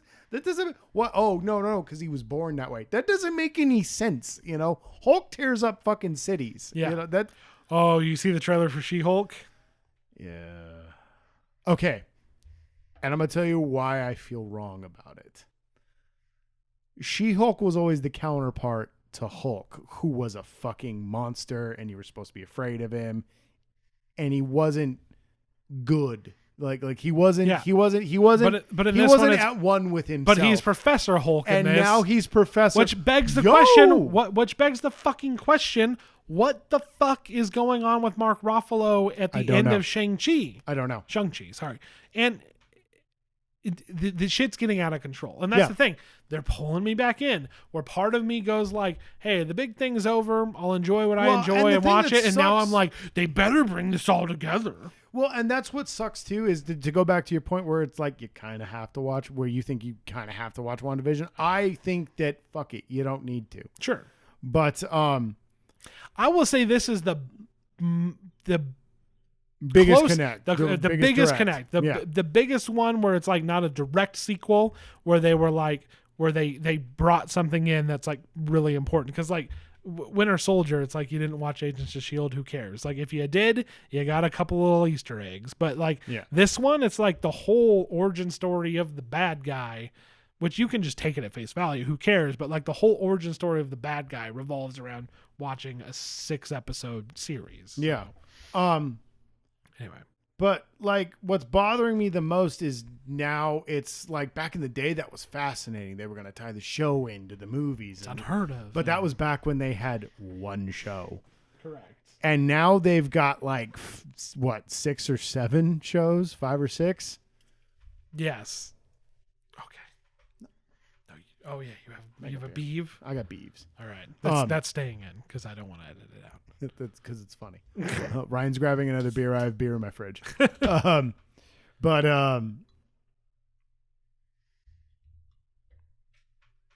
you pointing at? Forget it, Josh. You don't know. You're out of your element. Well, now we have to take a note. Whose beer is this? That would be yours. I thought I had a beer. Fuck. I was like. Give me the one you just opened. You're okay with that? Yeah. You don't have any germs? Okay. Yeah. Now this makes sense. I was like, how? I'm not well, out. Dude, at one point I was like, how did he get so far I was like, ahead I'm of not me? out drinking him like that. Then I saw a beer right there and I was like, wait 1 fucking minute. Leave all that in. I know it's staying in. I didn't take a note, so it's staying in. Yeah, I derailed the thought. Back then it was unheard of. There was one show. It was unheard of. There was one fucking show. And then when the Netflix series started and all this was supposed to connect back to itself, that still made sense because there were only 4 shows. Yes. But now they're going to redo all the Netflix shows. Yes. They're at least redoing Daredevil. I know that for certain. They haven't spoken about then Luke there Cage was and Bad Blood, and then it was like, well, these ones suck, and then it was like, and then and now it's like Moon Knight, Winter Soldier, fucking. I love how Winter Soldier's one when I like Sam a bit more. Falcon, Winter Soldier, WandaVision, Loki, Moon Knight, Daredevil, and it's just like. And they're supposed to be made in She-Hulk, and there's supposed to be a couple more coming out. Ghost Rider, I think, Miss is going to be a show. Marvel, which everybody's still mad about. Miss Marvel's and I watched the trailer, and I get it. Why did you change your powers? I was just about to say, it's for children. That's nothing to be mad about. Like, right? It's not made for you. I don't care. It's not about made that. for you. Yeah. But why is she just Captain Marvel? Yeah. Why is she doesn't have stretchy arms? Yeah, right? no, I don't understand. Yeah, that doesn't make any. This is the first misstep they've ever made. Big, dude, however you want to say. Yeah. Well, she gets big. She Why gets did stretchy, they she just does whatever change she her? wants, And then I think they made a comment on it. I haven't read it. They because said that first she was too close to Mr. Fantastic. So making her exactly the same as Captain Marvel is better? Yeah, right, dude. And that's the thing that I don't make sense because if you really want to boil down to brass tacks about it, fucking Black Panther is just Captain America and Iron Man put into one guy. And yes, absolutely. And trust me, comics have been living just fine on having similar heroes for don't fuck with their power sets, and that's 60, exactly why years. they fucked with Hawkeye's just Green Arrow. They fucked with Taskmaster, right? But I didn't care because the power set was the same. Mm-hmm. There's a little implication that there's a little bit of like Winter Soldier shit going on, but that's fine. Cool, whatever, right? Sword, shield, sees what you do, can do what you do, done. It's a lady. I don't fucking care. Yeah, Taskmaster is literally like I can be everyone. Yeah, but so that's why Taskmaster's fucking awesome. Taskmaster's incredible. They take fucking Miss Marvel, and it's like okay, the big parts are there. Teenage girl, Muslim, fucking, rights fan fiction. Yeah, but why would you change the power set? Yeah. In early on, so if they've made an official statement, that's crazy. Because that was what I read, and I don't know if it was an official tweet. Sure, because early on, everybody was like, "This isn't her powers. This is her fan fiction." Yeah, that we're witnessing. So, oh god, what if they're doing the old Marvel MCU switcheroo where we're just watching her fan fiction, and then we get that's interesting. And then the end of the show is her being getting wrapped up and then getting her powers, right? That'd be interesting. Which is why they're bringing in her and everything, and that's coming. And then She-Hulk, and I think Ghost Rider is going to be a show, or Blade's going to be a show. I can't remember which one of those. There's other projects for shows. And now it's over. It is at the point now where because it is overwhelming. Yeah, well, and I don't doubt that because I have a feeling you're going to have to watch and participate in all this to fully understand. And I don't want to do that, no, man. I completely agree because Marvel is bigger than Star Wars, and Star Wars right now has exclusively lived on Disney+. Yeah. So it's like, shit, man. Imagine now we're going to see a movie and watch stupid fucking Moon Knight. I don't want to watch Moon Knight and fucking then. Ryan never watched Moon Knight because he doesn't want to watch stupid fucking Moon Knight. I don't hold it against you, but I will say I enjoyed it. I know. It's I know. pretty dumb, but I like Oscar Isaacs. It's a Ethan Hawke is incredible in the show. To go back to Ethan Hawke, just killing it out there right now. Ethan Hawke is one of the best ever since villains Boyhood launched his career. It was 12 Boyhood, years. It was Boyhood. It was launched 12. Ethan Hawke's It was career. 12 years of his life. He didn't know if it was going to pay off. And look how he's doing now. Boyhood. You know what, dude? Everybody was like, "Where did Ethan Hawke go? He's making the same fucking movie for 12 making Boyhood goddamn for 12 years." years. He was making Boyhood for 12 years, man. Fuck that movie. Boyhood. And I like Richard Linklater. Anyway, I do too. That movie fucking sucks. Whatever. It's so boring. And we're not talking about Boyhood. So fucking yes, I would not. You're 100% right. If fucking if Star Wars can live exclusively as streaming shows, they're definitely going to take Marvel and try to make it everything. Yeah, and you're going to watch every show. You're going to watch every movie. It's like now I'm getting what I thought I wanted back in the day, and I'm just like, this is a fucking living nightmare. I don't want to do this. Don't make me fucking have to. It's the problem. It's the problem that nearly killed their company, Marvel, back in the day, where big events and all that shit where you had to this is what turns off so many goddamn readers. Yeah. Is where you get the big event comic, but you have to buy all these other comics you never read, and everything's out of context. Where it's like, oh, it's an X-Men event. Oh shit, but Captain America's in it. Now I got to go read 6 issues of Captain America. Sure. Now I got to go pick up Iron Man. Now I got to go pick up Punisher. And it's a marketing move. And I don't do that. Do not do that. That's the way I think people will lose patience. Yeah, I was gonna say I think that's the best way you could paint that picture. Because in my mind, I'm just kind of like, I don't watch it then. But it's just like, well, now the big thing that like guys I care about are in, and their context is missing unless I watched fucking Miss Marvel, a show I don't care about. Which is why I was hoping that the TV shows were going to be leaning more into a big TV show event where you get the Thunderbolts, because Moon Knight was on the Thunderbolts. Zemo led the Thunderbolts for a while there. Hawkeye led the Thunderbolts for a while there.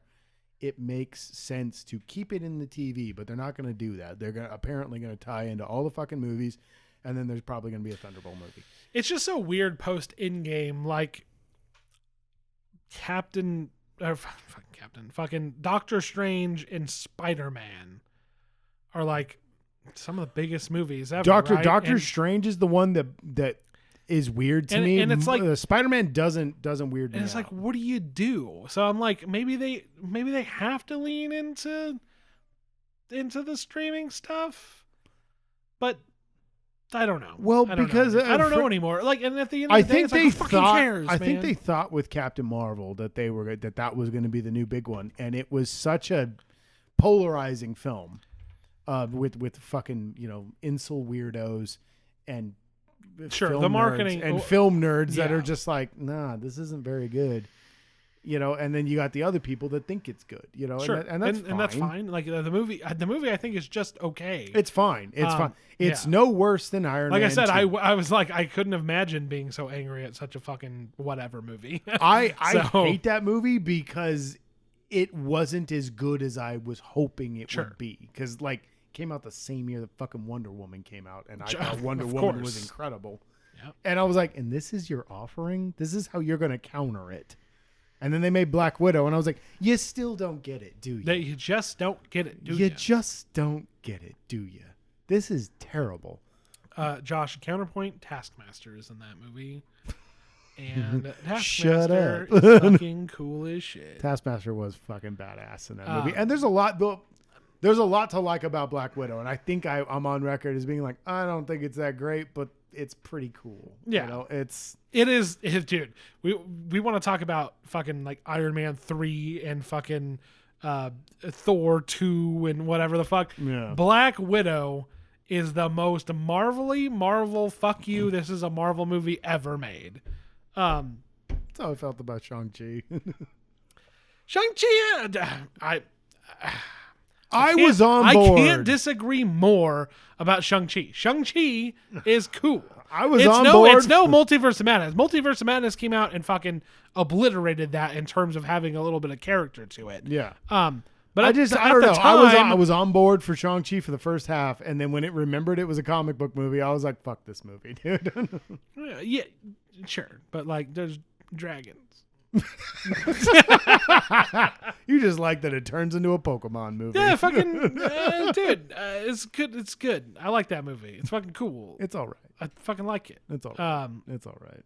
And yeah, you know what? I forgot about him. You know, Doctor Strange. I think they got something going on that I think is interesting. Yeah, that's right. Because Wong pulls him in. Yeah, Wong. That's right. And dude, and can we talk about Wong is awesome. He's a sorcerer. I was gonna say, bro. Just to get back onto Doctor Strange, Wong is fucking dope as shit, man.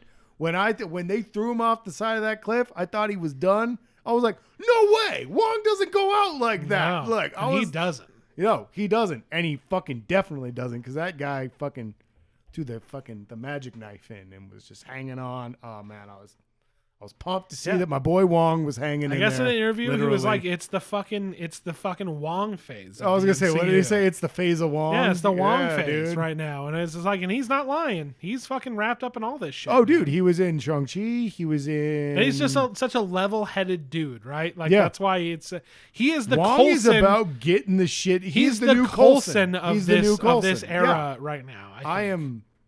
If they do him like they did Coulson, I'm gonna get pissed. Oh, dude, like that was just enough. Not a lot of people saw Serenity, so I fucking Serenity to fucking Coulson, right? Yeah. As much as I like that movie, and as much as I think Whedon, as a personal guy, as a person, apparently not so great. As much as I love his work, that was a little. What he did to Coulson was a little. No, you know what's funny? I watched an interview with James Masters, the guy who played Spike on Buffy. Sure. And apparently even Whedon went after him at one point. Like, really fucking bad, because I guess he's just like, Whedon's a total... he said in the interview, he was like, Whedon's a perfectionist. He wants things done the way he wants it. And he was super angry because I was only supposed to be around for a season and I was supposed to die. But the fans loved me so much that the network made him keep me, and he hated me. He took it out on me. It was my problem. I give him too good of a performance. Yeah, no. And that's the problem, too. And I'm not defending Whedon's actions. No. Whedon's a piece of shit. No, he seems like a total nightmare. But but like I don't watch movies based on if the guy who made it fucking cheats on his wife and is a dickhead, right? Yeah. Like I think there's an if you're a total monster, there's an argument to be made where like you're a fucking pedophile. I'm not gonna watch your movies, right? Yeah. Okay, we're back. Hi guys. You're probably like, what happened? The scariest thing ever happened. It was terrifying. We almost lost everything. But we saved it. It was scarier than the Scarlet Witch in a mirror. It's true. And we forgot what we were talking about. Probably like, I don't know, Joss Whedon and pedophiles bad. Like that's not a weird stance to take. Pedophiles bad. Yeah. But we're gonna end it. We both like that movie. Yeah. You should see it. The laptop. The Northman. The laptop was like, but luckily it was like, hey, instead of letting you just kill it and losing everything, I'm going to go into sleep mode. I ran as quickly as I could to find a charger. Yeah. And we saved it. We got it taken care of. Anyway. So that's the abrupt ending. We hope you enjoyed the Northman, the Multiverse of Manness. You can find us on all major podcasting They're both apps. good. Please watch them. Agreed. Including Spotify, Anchor, Disney Apple, needs your money. Apple, Google, you know the drill. We're on YouTube, but Mighty Fish Productions on YouTube. You can find our original series, Classic Catch Up there, as well as the quote-unquote video of this podcast. Twitch.tv/Mighty Fish Productions, where you can watch us fucking around. We haven't done a lot of things lately. I have a baby. And I work a lot. And yeah, Josh is working. I got a baby. Things are happening. We're gonna try to be more consistent, guys. Promise. Yeah, no, we're getting into our groove again. And yeah, thanks so much for listening. Sorry about the weird ending. At least the episode is saved, because we would have just stopped doing the podcast. Yeah, that would have been it. If we would have lost all of that. That would have been it. It's just like, you know what? Forget it. Forget it. It's not even worth it anymore. Fucking 4 years of our lives just down the drain. And we've lost podcasts before. We've lost entire podcasts. We've lost several. Yes, but that one, but that's like after the fact. But that one, right while we were in the groove of things, it would have just we would have just. That was an embarrassment we cannot recuperate from, and we're used to embarrassment. It's true. So there you go. Hope you enjoyed. Thanks so much for listening. I've been Ryan. I'm still Josh. Goodbye. Bye. All right, now hopefully it actually stops.